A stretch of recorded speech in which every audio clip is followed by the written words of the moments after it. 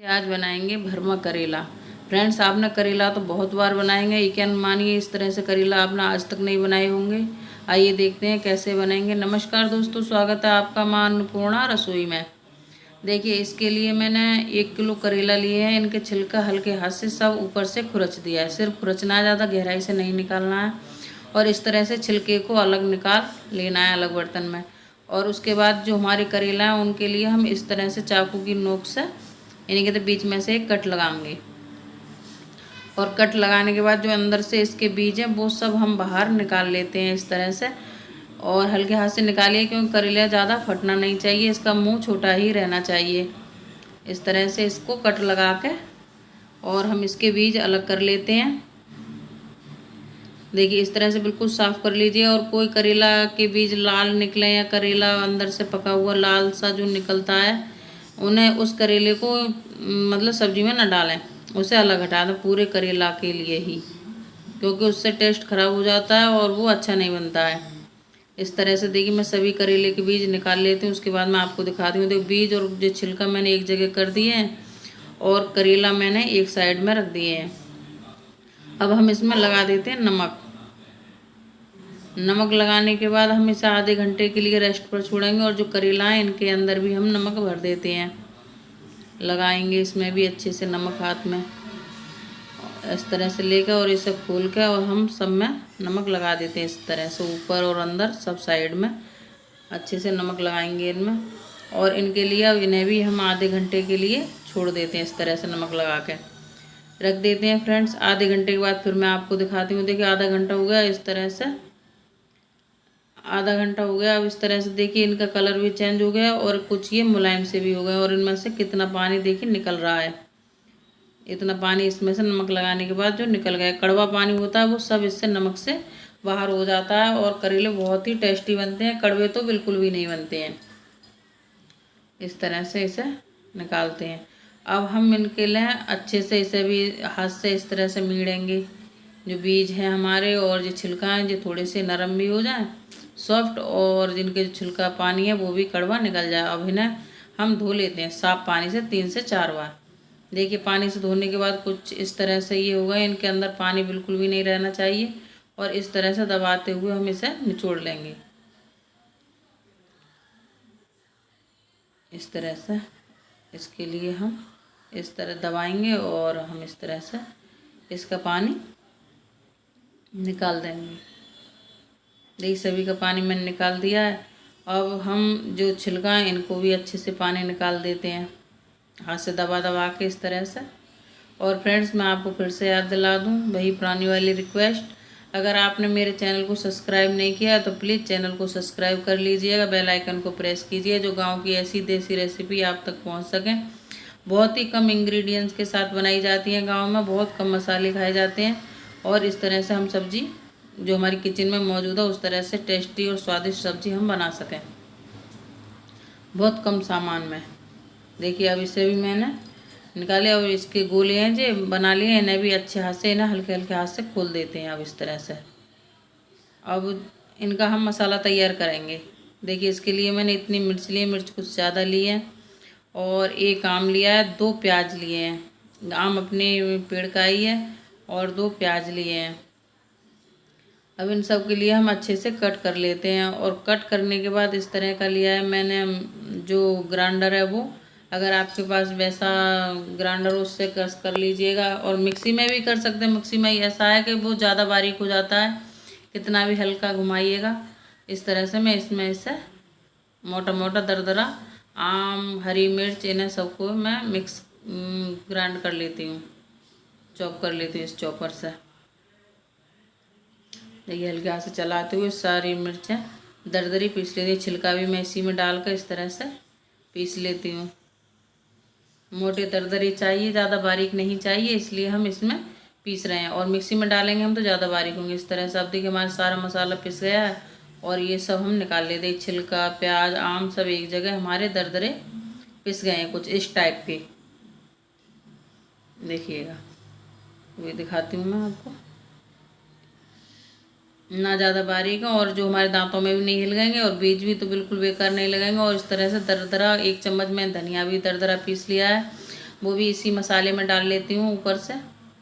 देखिए, आप चाहते तो इस मसाले में भी डाल सकते। मेरे से मिस्टेक हो गई, मेरे दिमाग से निकल गया था, इसलिए मैंने बाद में मिक्सी के जार में पीस लिया। अब मैं आधा कप बेसन लेती हूँ, चौथाई कप, और उसके बाद में मैं इसे चलाते हुए गोल्डन ब्राउन होने तक इसे भून लेती हूँ।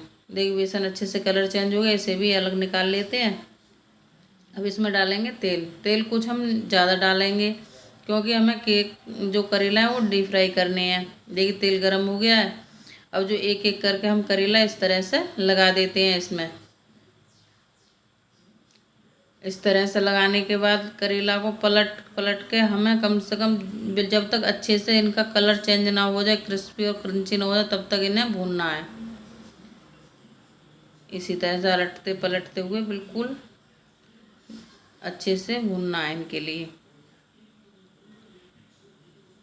और फ्रेंड्स एक बार इस तरह से ट्राई ज़रूर करके देखिए, बहुत ही टेस्टी बनते हैं।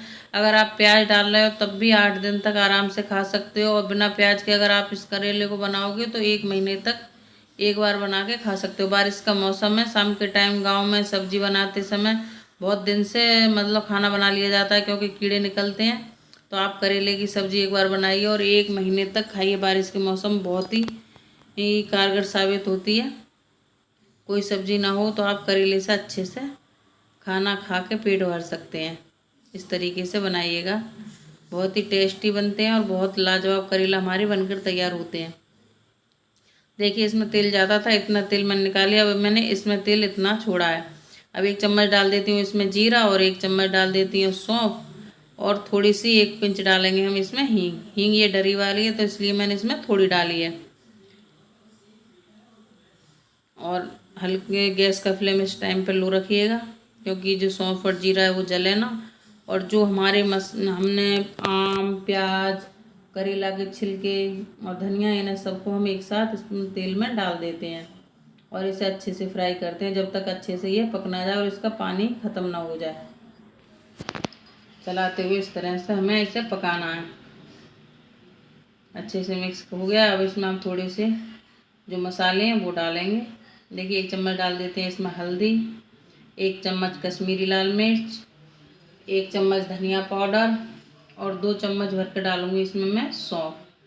अब अच्छे से फिर से हम मिक्स करते हैं मसालों को, और 2 मिनट तक चलाने के बाद इसी तरह से चलाते हुए पकाना है। और जो बेसन हमने भून कर रखा था वो बेसन भी हम इसमें डाल देते हैं, और थोड़ा सा बेसन मैंने इसमें 1 चम्मच बचा लिया है, उसका आगे प्रयोग करना वो मैं आपको बाद में बताऊंगी। देखिए अच्छे से मसाला तैयार हो गया, मसाला हमारा पक गया है। अब इसे हम एक प्लेट में निकाल लेते हैं जिसमें हमने करेले निकाले थे, और इसमें हम इसे कम से कम जब तक ये बिल्कुल ठंडा ना हो जाएगा जब तक हम इन्हें ठंडा करेंगे। इस तरीके से अब हमारी स्टफिंग ठंडी हो गई। अब करेले भरने करते हैं स्टार्ट। अच्छे से दबा दबा के इनके अंदर मसाला भर दीजिएगा इस तरह से।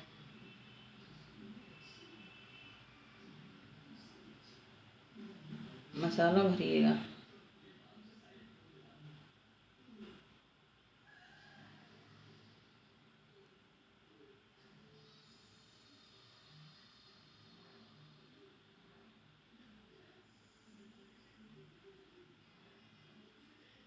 इस तरह से दबाते हुए मसाले को भर के हम करेला तैयार कर लेते हैं सभी करेले को। देखिए हमारे करेला तैयार हो गए हैं, और इतनी स्टफिंग हमारी बची है, इसे एक साइड में रख देते हैं। उसके बाद में हमें क्या करना है वो बाद में बताएंगे। और एक धागा लेते हैं पेचक का, इस तरह से इसे लपेट देते हैं क्योंकि इससे लपेटने से जो हमारा मसाला वो बाहर नहीं जाएगा और इसमें गांठ नहीं लगानी। इस तरह से लपेटना है, और जब हमारे करेले फ्राई हो जाएंगे उसके बाद हम इसे निकाल देंगे। सभी करेला को हम इस तरह से टाइट करके बांध लेंगे क्योंकि इससे थोड़ी सुविधा हो जाती है। जो मसाला हमने इसमें भरा है वो हमारा बाहर नहीं निकलेगा। इस तरह सभी को हम बांध लेते हैं धागे से अच्छे से। देखिए मैं सब करेला अच्छे से टाइट करके इन्हें बांध दिया है धागे से। और अब हम फिर से कढ़ाई रखते हैं। कढ़ाई में जो तेल हमने निकाला था वो तेल हम इसमें डाल देते हैं, और इसमें अब हमें कोई मसाला नहीं डालना है बाहरी, कोई हींग जीरा कुछ भी इसमें नहीं डालना है। और जो नमक मिर्च हमने जो कुछ डालना था वो हमने जब मसाला भुना था उस टाइम पे डाल लिया था। और जो हमारा बेसन बचा हुआ था वो हमने देखिए गरम तेल में हमने ये बेसन भी डाल दिया और बेसन को अच्छे से थोड़ा सा चलाते हैं 1 सेकेंड। और उसके बाद हम जो करेले हैं वो एक एक करके इसमें लगा देते हैं इस तरह से। और गैस का फ्लेम रखिएगा इस टाइम पे बिल्कुल लो, इस तरह से लगा दीजिएगा। और लगाने के बाद अलटते पलटते हुए इसे 3 से 4 मिनट इसे इस तरह से सेक लीजिएगा जब तक इस पर ये बेसन है इसकी कोटिंग हो जाए। और बेसन डाल के जो हमने इसमें इस टाइम पे बेसन डाला है इससे इसमें एक क्रिस्पी सा टेस्ट आएगा और बहुत ही स्वादिष्ट लगेंगे। इस टाइम पे थोड़ा सा बेसन जरूर है और 2 मिनट के लिए हम इसे बिल्कुल लो फ्लेम करके रख देते हैं। अब 2 मिनट के बाद देखिए इनका कलर बिल्कुल चेंज हो गया है। हमने लटते पलटते हुए इसे 4 मिनट हो गए हैं। और 4 मिनट के बाद अब मैं आपको फिर से दिखाती हूँ। देखिए हमारे करेला बिल्कुल पक गए हैं, आगे से मसाला है बिल्कुल भी बाहर नहीं निकला है और करेला अच्छे से क्रिस्पी हो गए हैं और जो बेसन था उसकी भी अच्छी से इनके ऊपर कोटिंग हो गई है। और इसका मतलब हमारे करेला पककर तैयार हैं। अब फ्रेंड्स पराठे के साथ, पूड़ी के साथ, नमक की रोटी के साथ, बारिश का मौसम है, शाम को पानी की रोटी और करेला की सब्जी और दूध उसके साथ में और खाइएगा, बहुत ही टेस्टी लगते हैं। गांव में तो ऐसी ही रेसिपी बनाई जाती है और इसी तरह से खाना खाया जाता है। गांव की देसी रेसिपी देसी तरीके से आप भी बनाइए, खाइए और मुझे बताइए मेरे बनाई हुई रेसिपी आपको पसंद आई या नहीं। और देखिए जो हमारे बाद में स्टफिंग बची थी वो भी मैंने इसी में डाल दिया और करेला हमारे बिल्कुल बनकर तैयार हैं। देखिए कितने क्रिस्पी और क्रंची करेला बने हैं जो कि हम अगर बिना प्याज के 1 महीने तक खा सकते हैं और प्याज डाल के भी 15 दिन तक आराम से चल सकते हैं। देखिए एक अलग सा कलर है और इसके ऊपर बेसन की कोटिंग किस तरह से हुई है। बनाइए, खाइए। राधे राधे।